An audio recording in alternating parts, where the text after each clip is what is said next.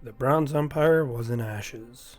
What was once a feared and respected dynasty led by great warriors like Jim Brown and Lord Otto Graham was betrayed by the Emperor Art Modell in 1995 after he backstabbed and seized control of the Browns. He migrated with his team's army for the eastern land of Baltimore and would go on and win a Super Bowl with them in 2001. The people of Cleveland were outraged and would demand an empire be returned to the birthland of the NFL and return it to what it once was. In 1999, just 4 years after the betrayal, they got their wish. But after many failed seasons under poor leadership, having 9 different emperors and 28 different Star Wars quarterbacks in the span of 18 years, as well as multiple years of low battle win percentages, the empire was in an era of depression.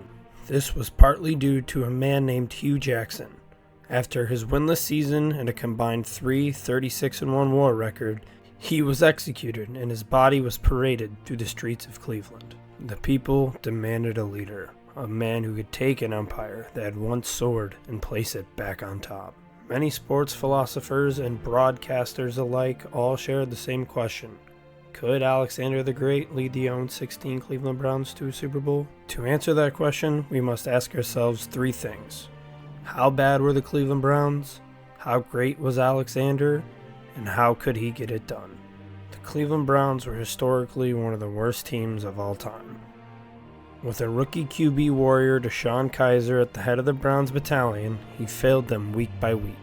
He led the Browns offense that was 31st in scoring, 31st in total yards, as he started 15 games with 11 passing touchdowns, 22 interceptions, 5 rushing touchdowns, 9 fumbles, and a season QBR of 32.4. The defense led by a rookie Myles Garrett was 30th in points allowed, 30th in yards allowed. He started 9 games and recorded 7 sacks for 31 total tackles and 1 forced fumble.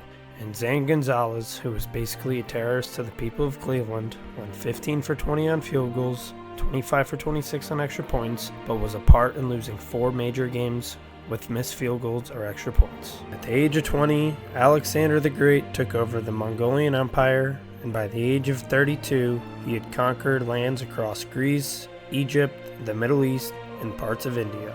Always leading from the front, Alexander was undefeated in his time coaching his empire.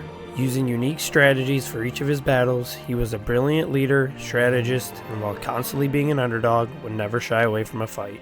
At the age of 32, once he had passed away, his empire had crumbled. What if after the execution of his father Philip, Alexander set his sights on something more than the conquest of the Persian Empire, but the return of the Cleveland Browns to their former glory? With his strategic moves like his hammer halfback dive used in the Battle of Guatemala, or his anvil defensive strategy used in the Battle of Hines, Alexander would lead this once soulless organization into a wildcard spot against the red-hot Jacksonville Jaguars.